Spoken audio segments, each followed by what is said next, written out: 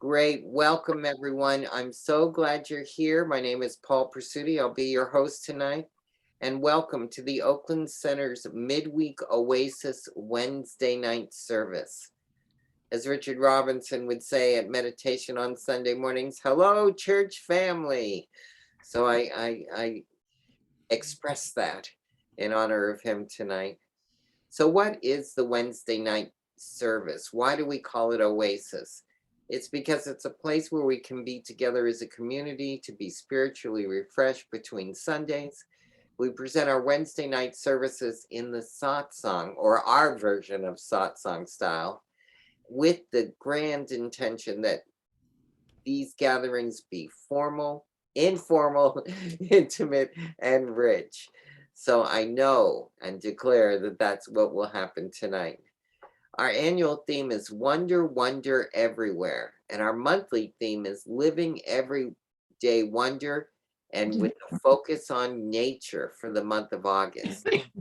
So if you're joining us for the first time or watching us on our YouTube channel, please visit the homepage again and sign up for our Village newsletter if you want to stay more connected with us.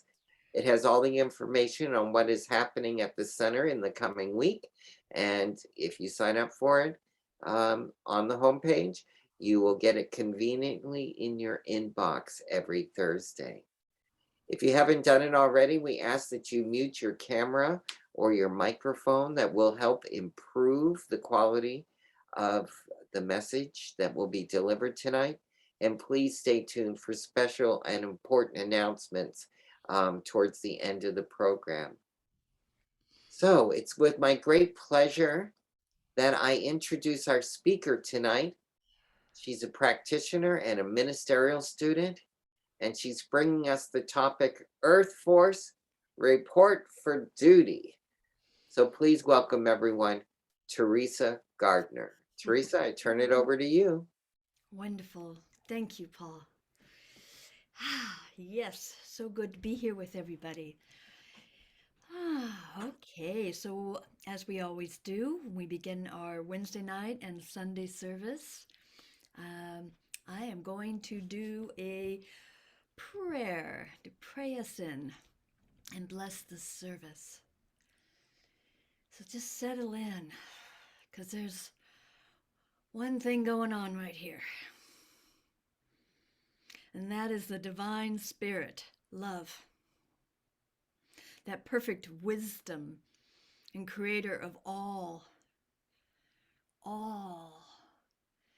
everything is made out of it. Beyond even human understanding, everything is this one perfect, whole, and complete system, organism, beautifully working with each other, interdependent.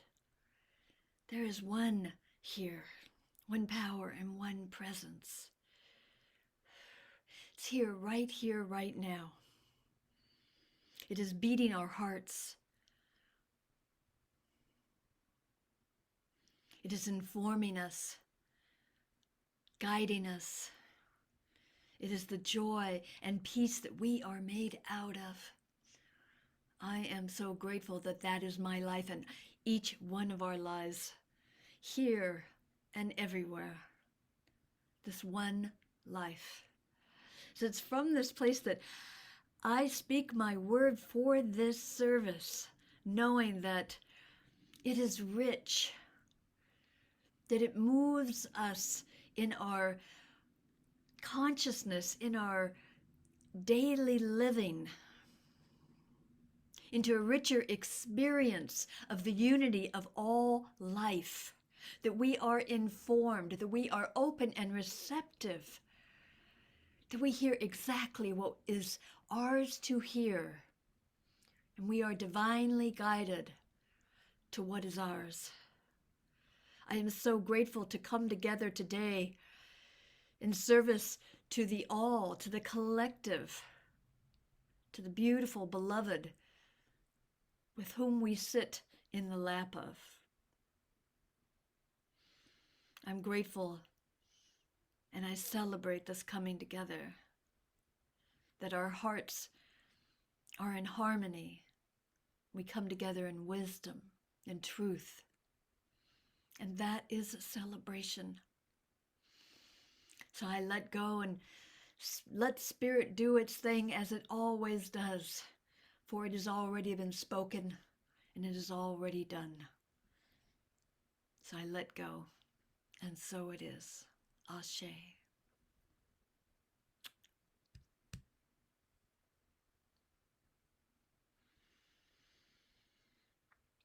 Thank you. Thank you. All right.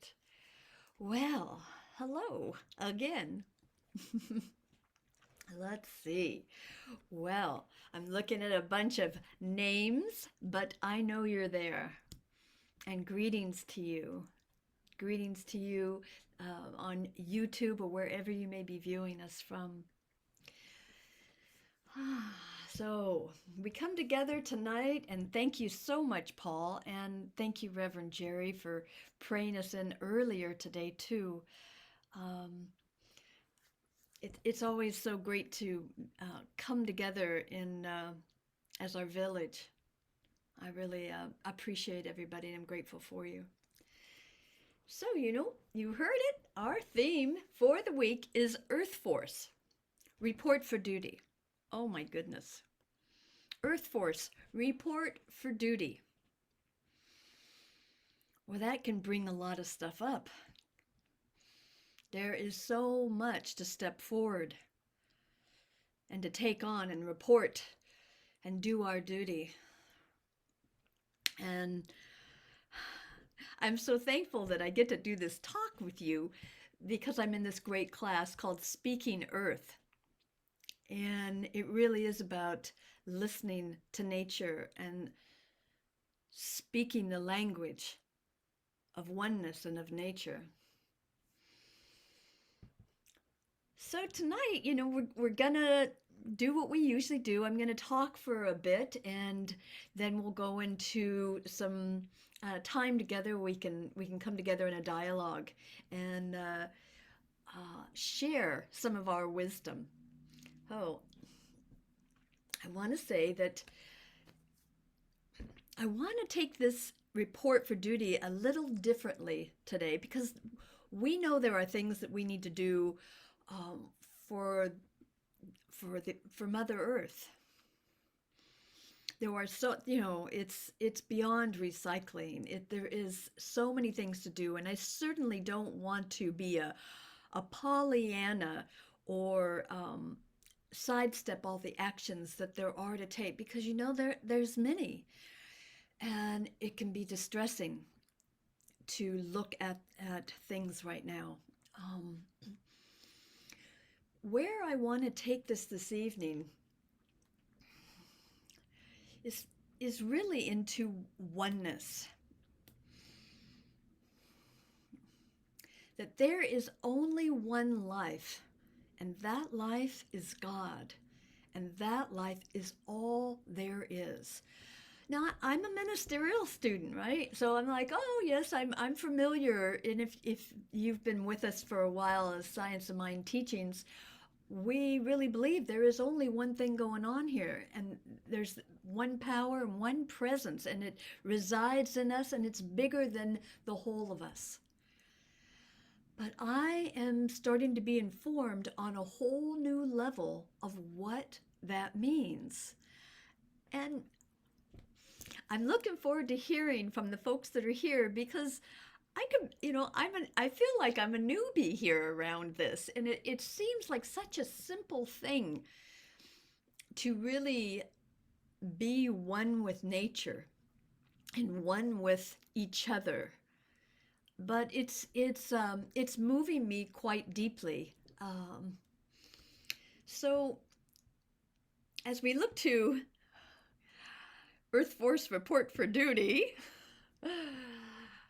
tonight what I want to say is that I have a question. What if what is going on with climate and the systems changes and all the things, the collapse of different systems that aren't working. There's so many, and I don't even want to name them all here. But what if we are being beckoned into a deeper relationship with the sacred? What if, in answering that call for that deeper relationship, there is a healing from the revealing of love? And can we imagine what this would look and feel like? And I'm talking about not only a healing from the revealing of love for ourselves, for all sentient beings, and I want to include the earth, the trees, the birds. What if we're being called to really, more than I thought I was doing, to come together and listen and let myself be informed by nature?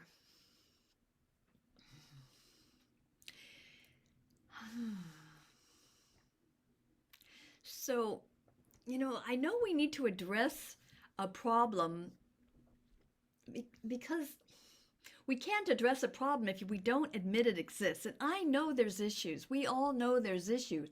But what if it's an issue of separation, of thinking that we're separate?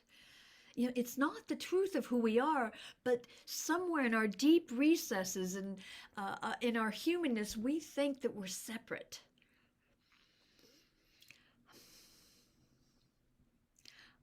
My professor of my class on Speaking Earth,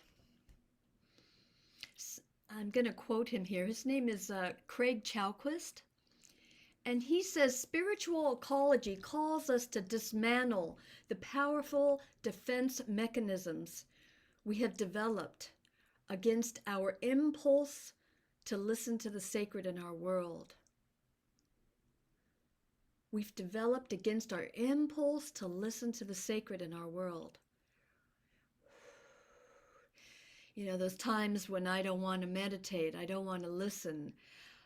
I can go in within myself, and I can feel like I'm kind of running from the sacred. I'm running from time with the beloved. The beloved's always right here, but it takes acknowledging. There's another quote, so I'm going to just throw some things out here to just kind of move us around a little bit, okay? There's this quote by Janine M. Benyus, and she says, "For the 99% of the time we've been on Earth, we were hunter-gatherers. And our lives, they were dependent on knowing the fine, small details of our world. But deep inside, we still long to be reconnected with the nature that shaped our imagination, our language, our song and dance, and our sense of the divine." There's so much going on here. I want to,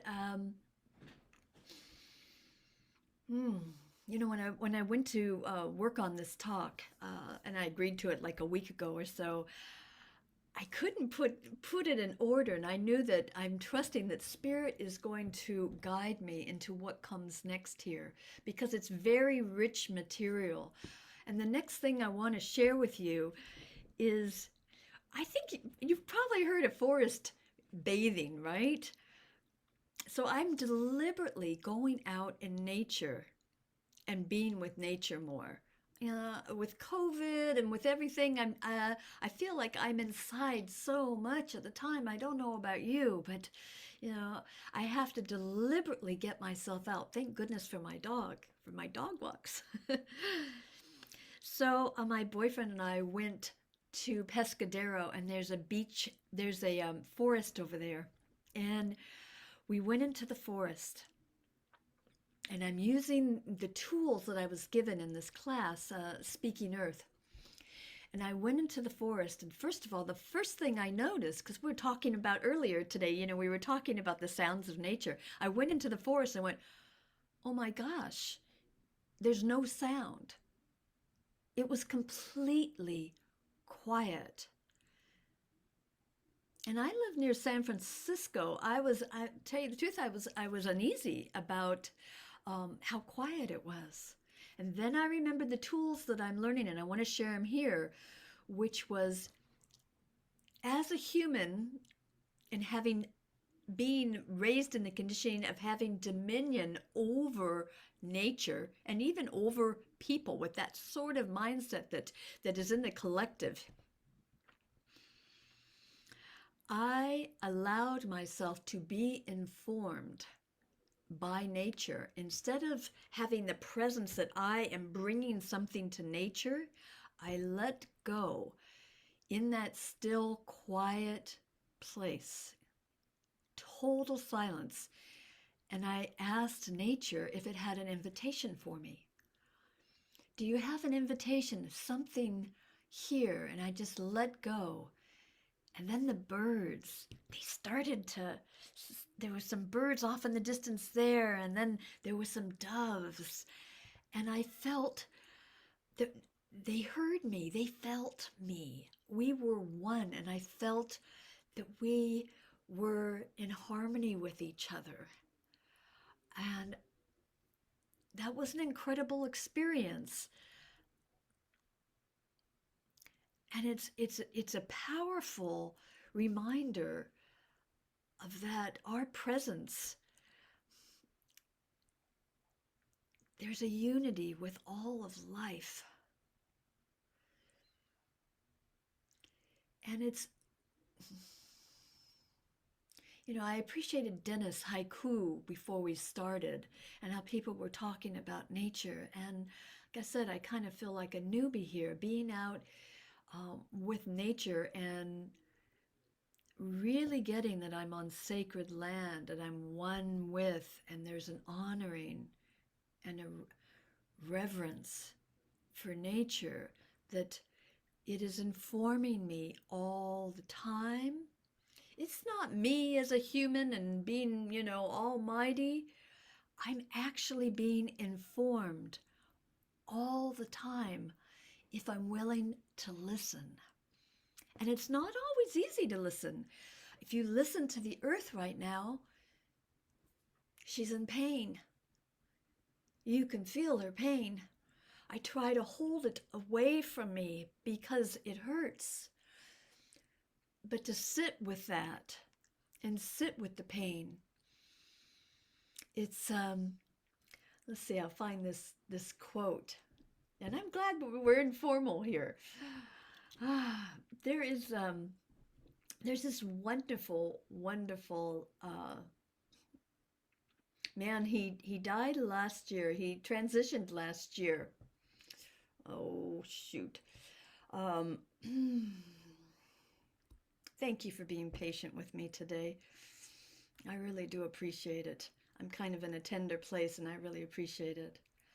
But when I talk about the pain of Mother Earth and that we really honor her by feeling her, and that she's hurting right now, and that really, because we're all one, that there is a certain amount of pain that we're all feeling because we're all one, and we can feel it all if we allow ourselves to do that.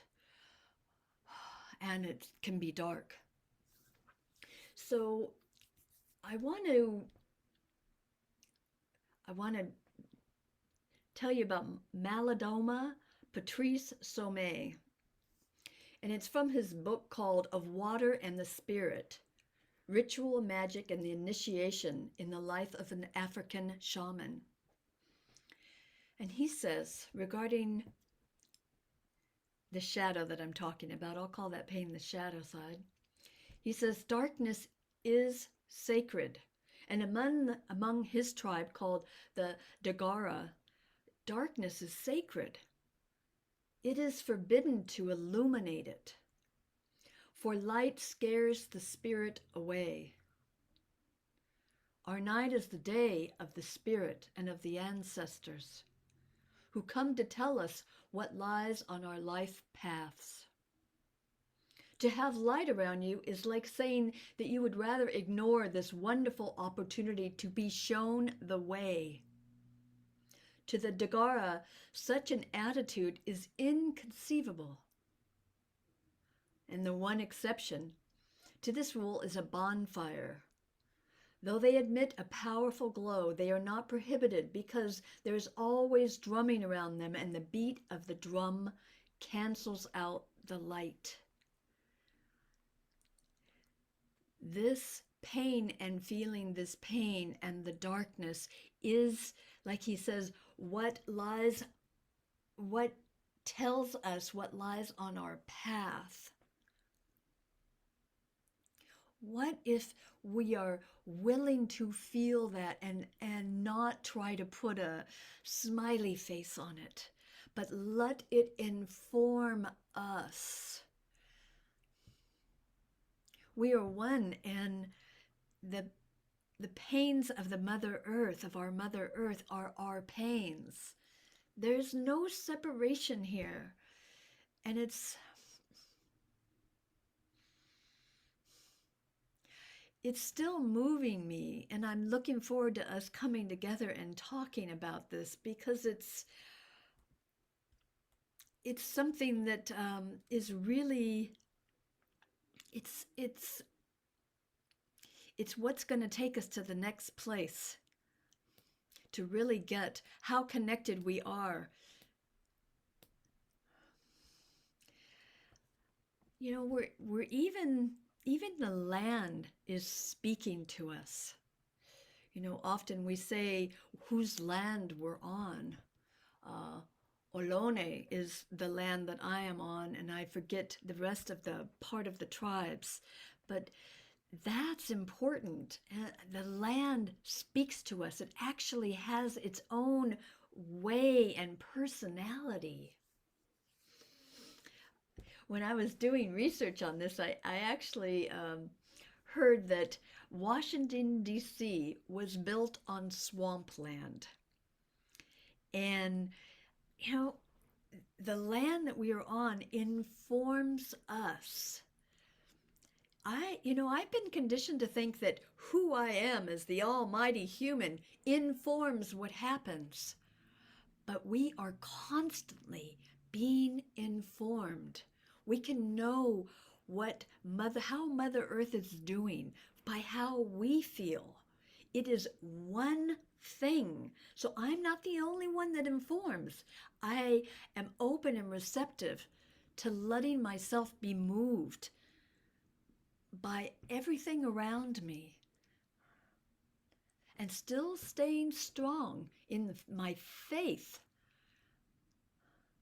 That's the balance. That's the balance that I find. I want to give you another example how the place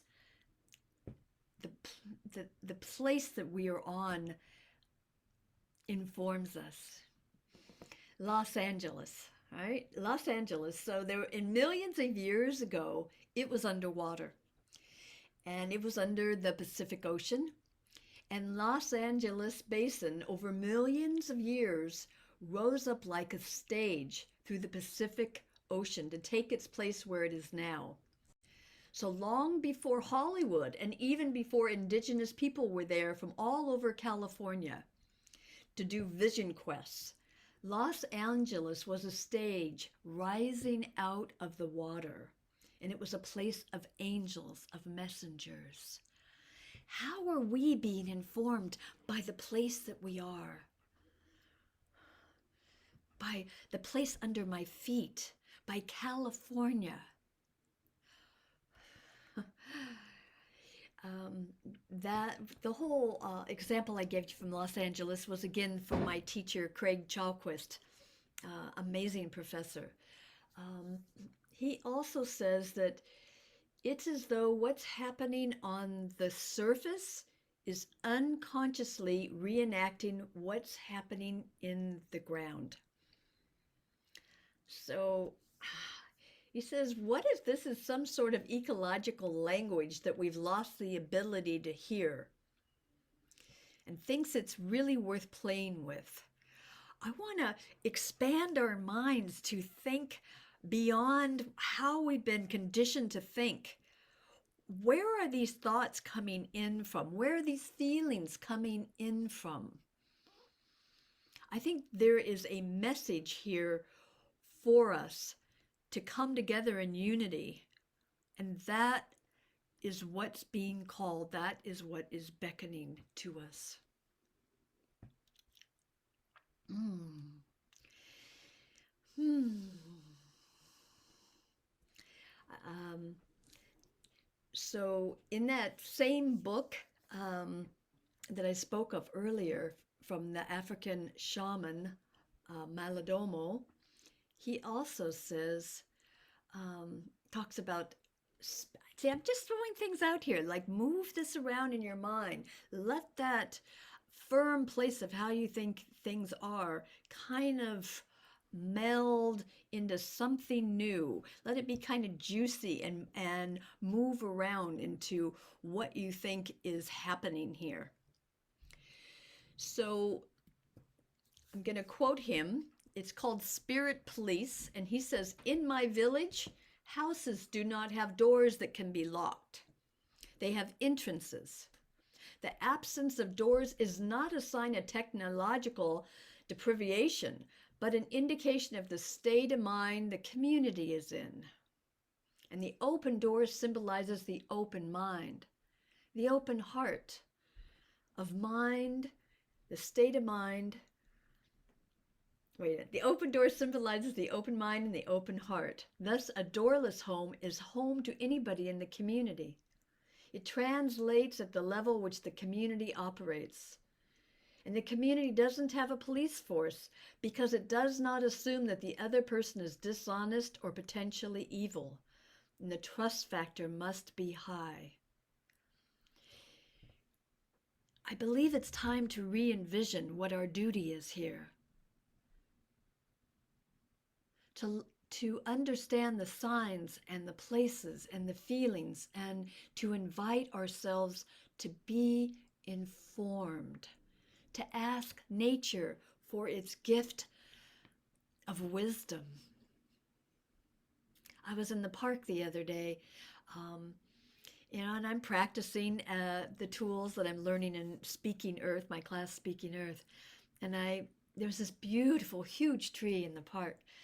And I went up to it, and I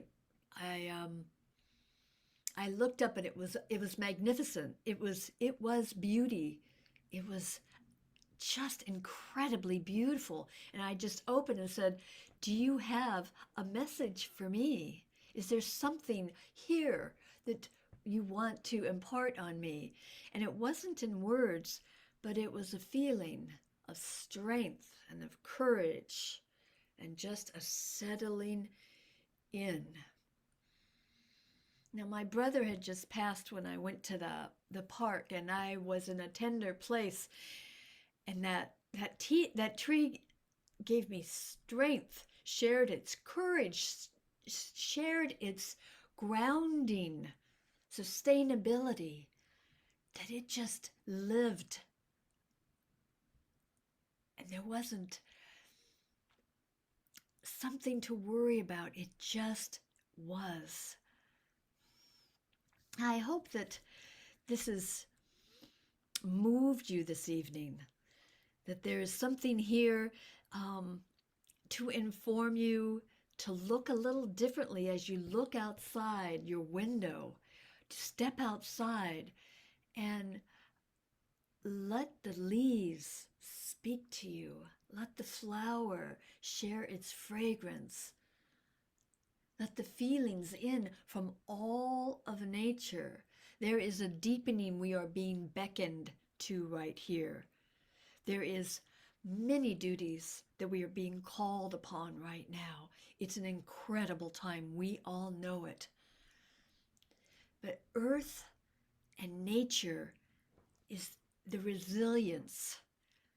It's that strength to take on these times, to turn within to those shadow places, to that darkness without trying to bring in the light, to just be with the feelings, with the hard feelings, with the pain. Allow ourselves to let that flow through us and to trust Spirit is always right here, eternal.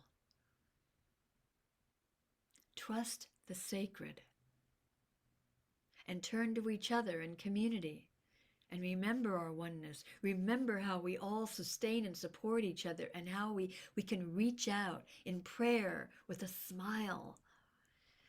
Being called to duty, there are many things to do and be and many actions to take. But I invite you to let yourself be informed by your mother, the beautiful, beloved Mother Earth, and hear what she has for you, for us. So I want to open it up and talk together. And like I said, I feel like I'm a newbie here, and I know that there are people that have already been on this path, and I feel like I'm new in so many ways, and I want to hear your wisdom about how you take in nature, how you let yourself be informed by nature. So Paul, if you would open things up and let people come in and raise your hand or turn your cameras on. That's exactly right. This is the time for sharing, to ask Teresa a question or to respond to her inquiry. How does nature inform you? What are you hearing? What would you like to share? If you want to turn on your cameras now, and if you'd like to share, you can just simply raise your hand. Peter will recognize you, or you can use your reaction button at the bottom, and like I'm doing right now, and press the raise hand symbol, and it'll move you into position so we can see you clearly. Okay? So who has something they'd like to share or bring forward with Teresa?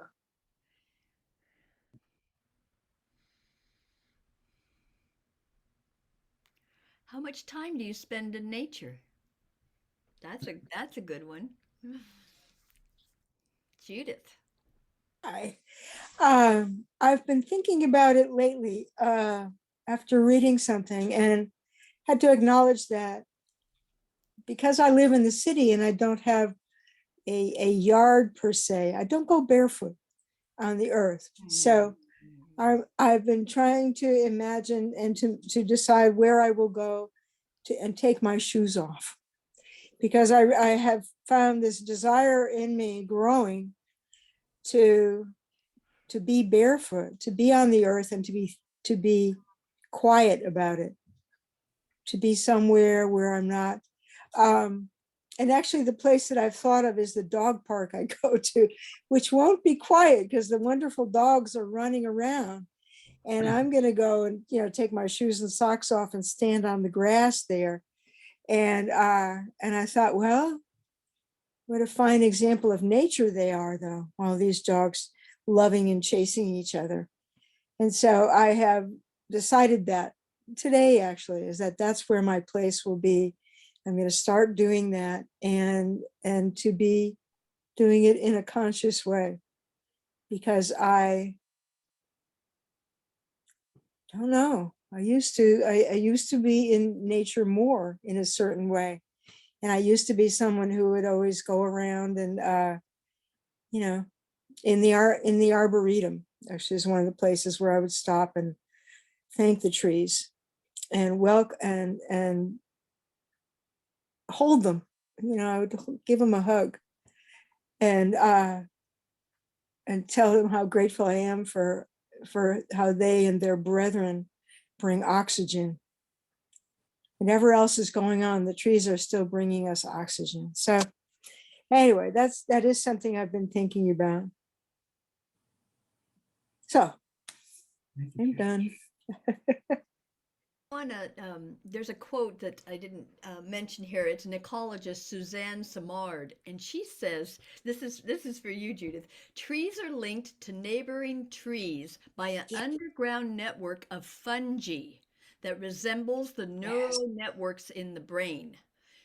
In one Oh, study, she watched as a Douglas fir that had been injured by insects appeared to send chemical warning signs to a ponderosa growing nearby. The pine tree then produced defense enzymes to protect against the insect. This was a breakthrough. The trees were sharing information that actually is important to the health of the whole forest. wow. It's bigger than what I thought it was. That's what I'm saying. That's why I feel like such a newbie here. I thought I was living in oneness.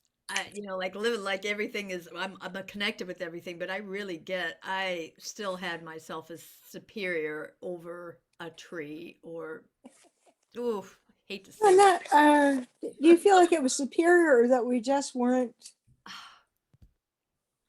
Yeah, you know what? I think it was like a feeling of separation. I am not a tree, so I don't belong to the family of trees. I am not I am not the vegetables that I may grow in a garden, so I don't. So this is a different way, and I'm going to think about that. Yeah, That we all that's a that is a kind of separation when I'm thinking that I am on a human, I'm on two legs, and I live a certain life, and everything, the animals that I don't have any interaction with in the forest, you know, it's bigger.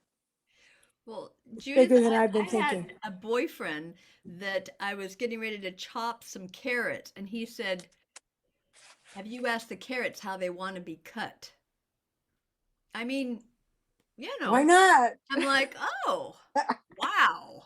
It's a little strange right now, but you can take this really out there. It's um it's beyond what I've imagined. The other thing is, I know someone else probably wants to talk, Great but news. it's about,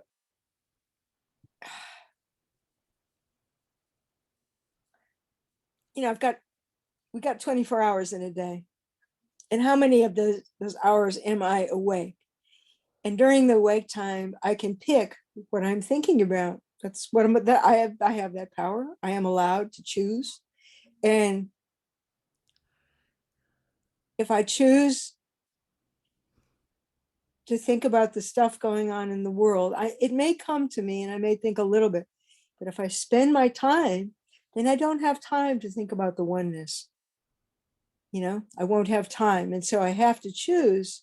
I have to choose oneness in all the different ways that I think about it. My oneness with spirit, my oneness with fellow human beings, my oneness with trees, whatever that very long list really is. So, And I know we want to get to Grady, but I just want to say one thing about what you just said, which is how I think of, oh, well, there's my dream life and it's separate. It's my waking life that I pay attention to. That's one thing, one life too. okay. I mean, that's separate. That idea of separation gets into everything. So let's hear from Grady. This is Grady. You're muted. Now, can you hear me? Yes. Yes. Okay. I have a question about you mentioned somebody called Maladamo. Yes. Oh, Now, yeah. and, He transitioned last year. Let me find his name again here. He's really a beautiful shaman.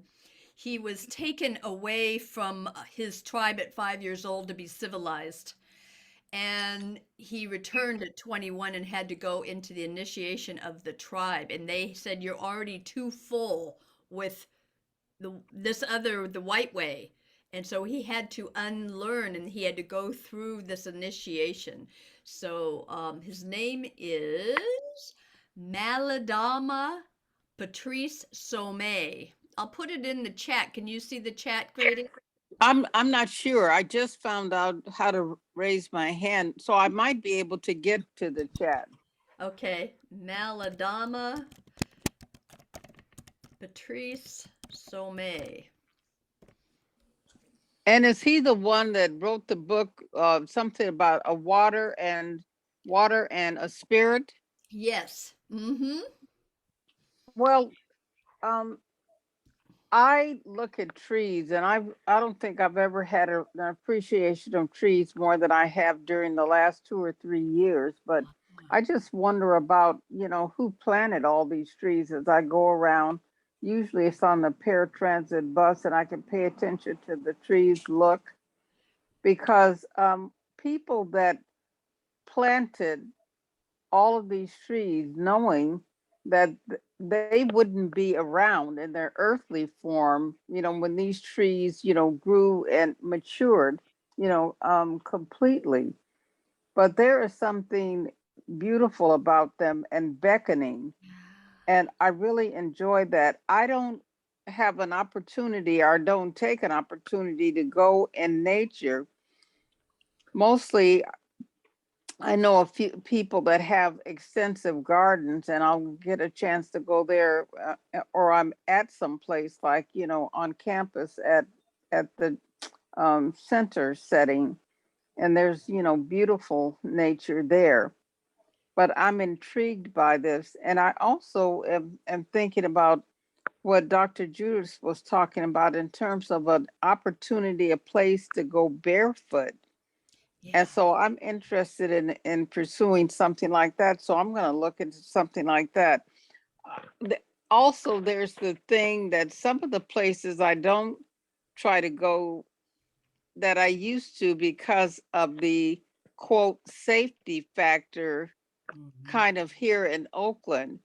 I see the value in being in nature, but I don't reach out as much as I think I could, even when there's an opportunity nearby, because I have, a question mark about uh, being vulnerable, and that Mhm. kind of setting. But anyway, I enjoyed your talk, and I'd like to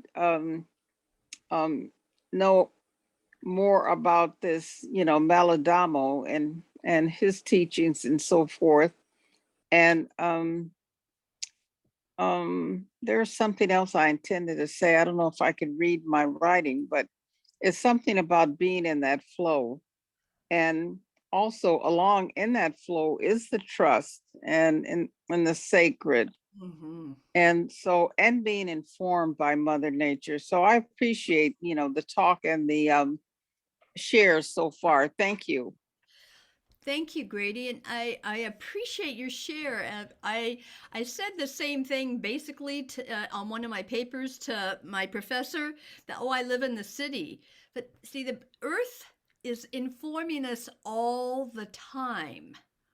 We don't even have to go out in nature. It is here, right here, informing us. And you can go out and look at a leaf and see all the Ah, patterns and the universe is right in one leaf. We are being informed all the time from nature. We're just like having our idea you have to be in a forest. You have to it's happening right now. Hmm. Our thoughts, we think we're creating our thoughts, or the collective mind, only the humans. We're actually being informed all the time. We are one thing here. Hmm. just Okay. beautiful.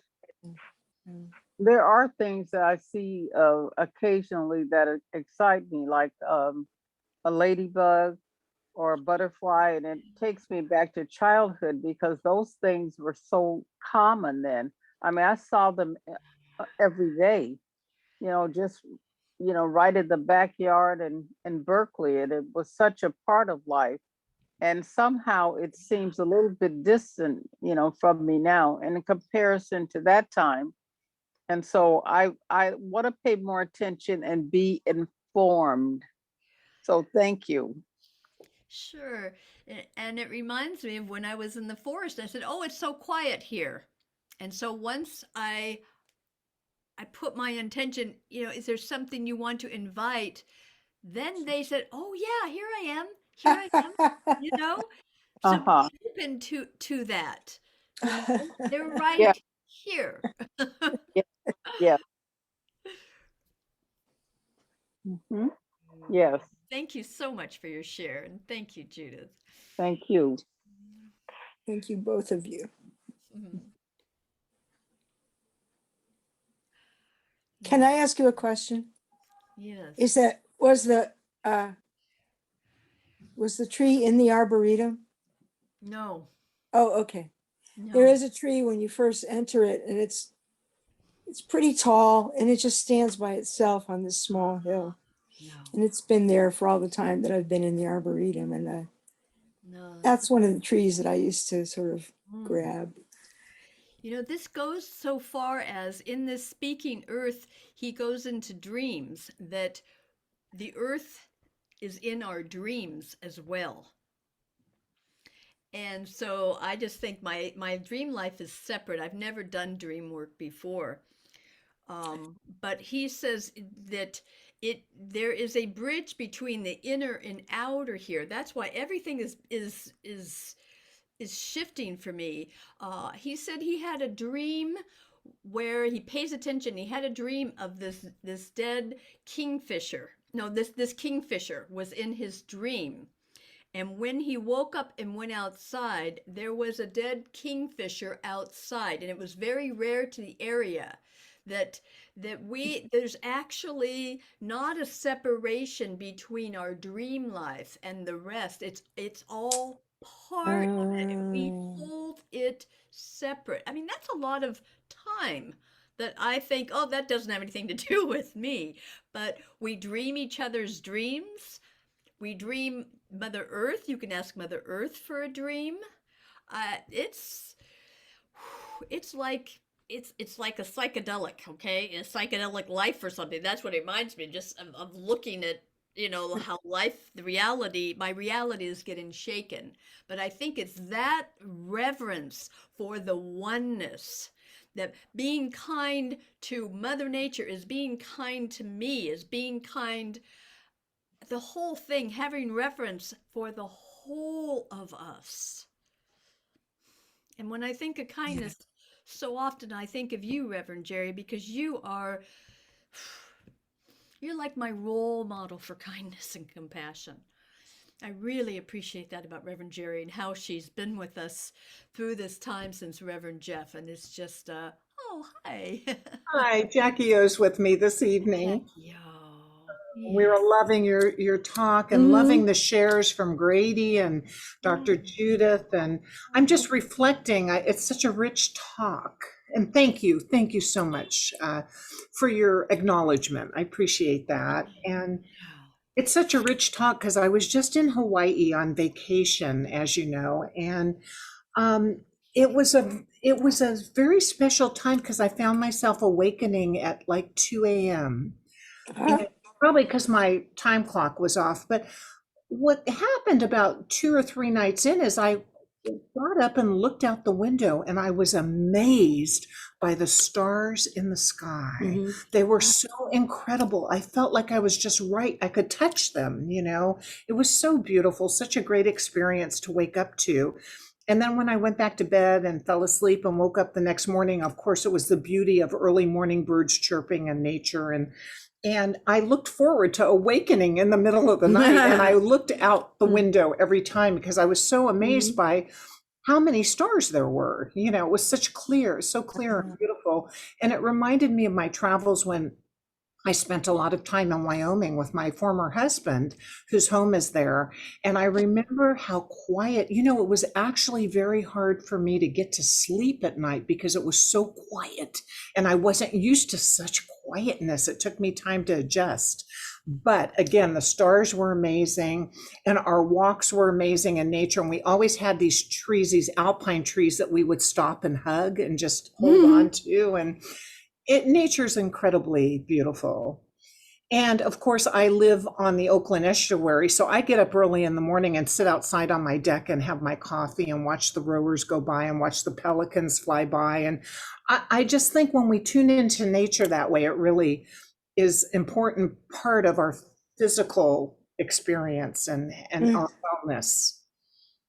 Can I say one thing which is not exactly about that. I was thinking that I went with someone who's a new young friend, and we're sitting in the Arboretum, and she's a quiet person. And so we're sitting and we're eating, and other people are walking by, but not a lot of them.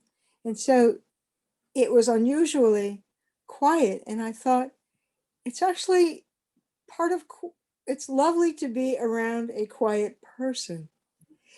And I know that I had the same challenge or something, that I'm feeling like I'm with a friend and I'm supposed to be talking, and we're talking about this and talking about that. And it's like the silence and the quiet. I think now that I can create that being around a person, a friend also. You don't always have to have noise going on in our South. We're not used to it, like Reverend Jerry No, said. It can be, I was surprised that I had a problem with how quiet it was. Like, wow, wow, that's odd. I would I think. was also saying to Jackie O that for some reason I like the darkness. I love Mhm. being in the darkness, and I can't actually fall asleep unless it's really dark. So to me, the darkness is a time when Mhm. I can come alive before I go to sleep. And we were just discussing when we're in our dream state, is that setting the tone for awake state, or is it the other way around? And Mhm. I really think, well, I think we both decided Yeah. that when we're asleep and we're dreaming, that it's setting the tone for how our day is going to unfold. That's the real of it. Mm-hmm. I'm glad you said that. I'm glad you said that. And you said something about that, because I have not been thinking about that. Yeah. And I'm going to be thinking about it now. What do I put into that time when I go to sleep?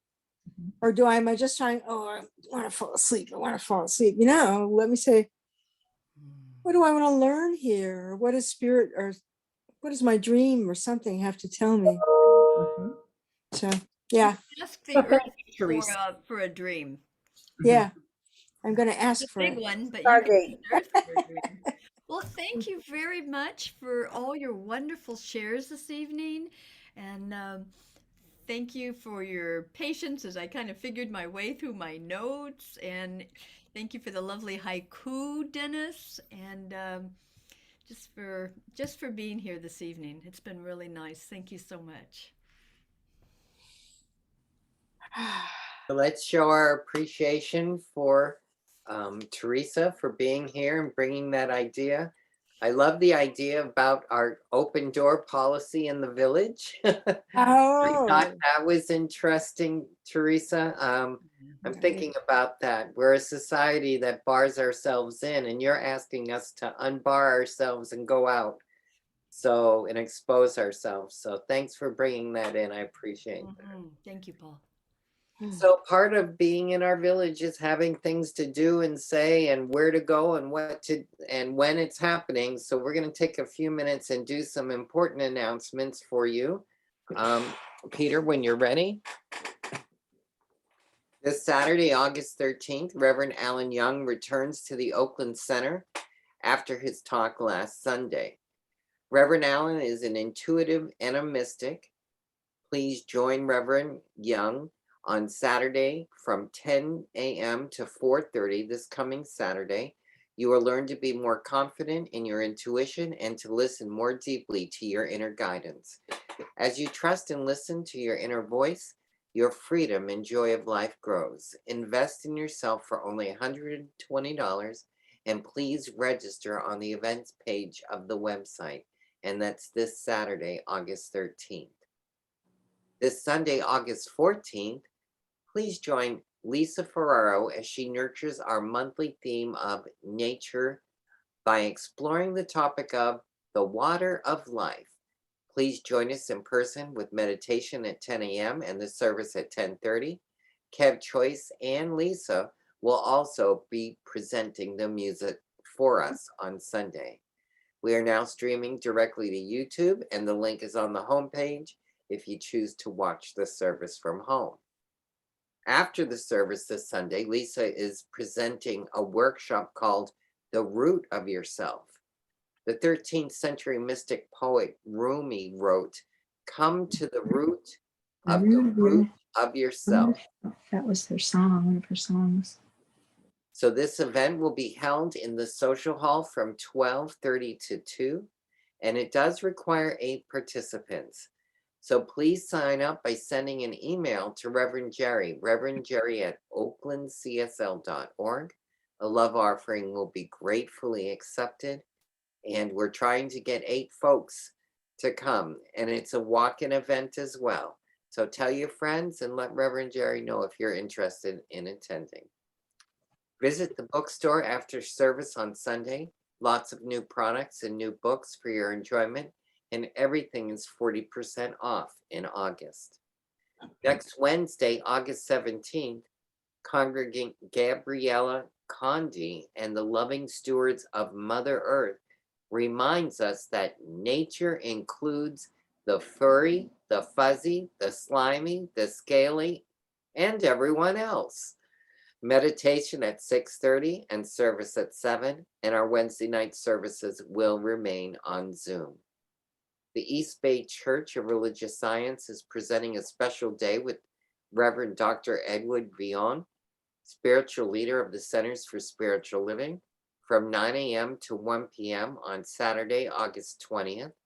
Reverend Edward will guide us into embracing mystical joy, a day of spiritual practices. Learn more in the Village News that's coming out tomorrow, or check out our events page.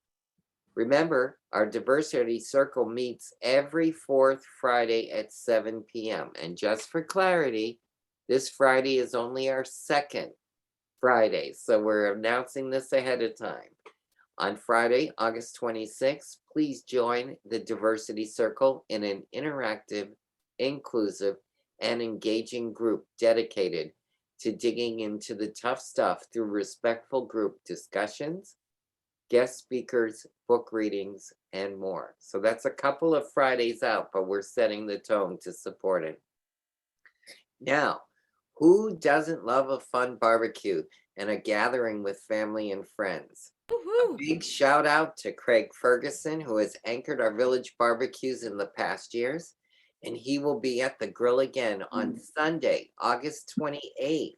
It's in a couple of Sundays at 12 noon.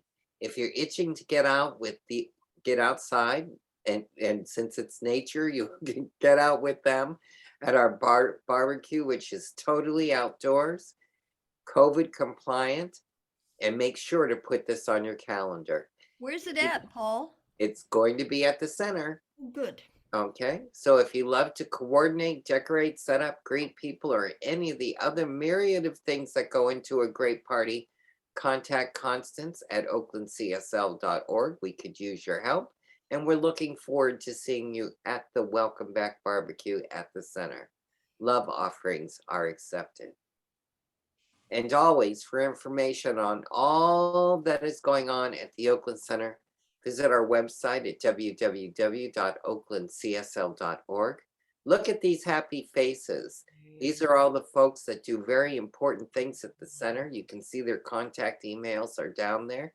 If you want to know anything about what's going on in the Ministry of Prayer or bookkeeping or our facility usage or our board president or our senior consulting minister, or need to talk to Constance, all of the information is there, as well as on our website. Also, don't forget to check out that events page, and you can follow us on Instagram, YouTube, or Facebook. And if you're not receiving it already, please sign up for our weekly newsletter, The Village News, on the homepage of our website. So I take a deep breath in this moment. As we move into reading the New Minister's Covenant, I'm going to ask you to follow along with me in silence as I read it. The New Minister's Sacred Covenant. There is only one life. This life is good. This life is God. This life is my life now. In knowing that I am one with this life that is God, I therefore know that I am one with all of its blessed expressions, which includes the presence of a new minister for my beloved spiritual community. Because I know that the highest power to my new minister, is to reveal spirit, I therefore know that my new minister is a revelation of God as wisdom. I further know that my new minister is the fulfillment of that which has been promised by Spirit. For it is written, I am filled with divine wisdom. I allow divine mind to fill my mind now. As I stand in agreement with my beloved community, I see my new minister revealed before me as unity in the community.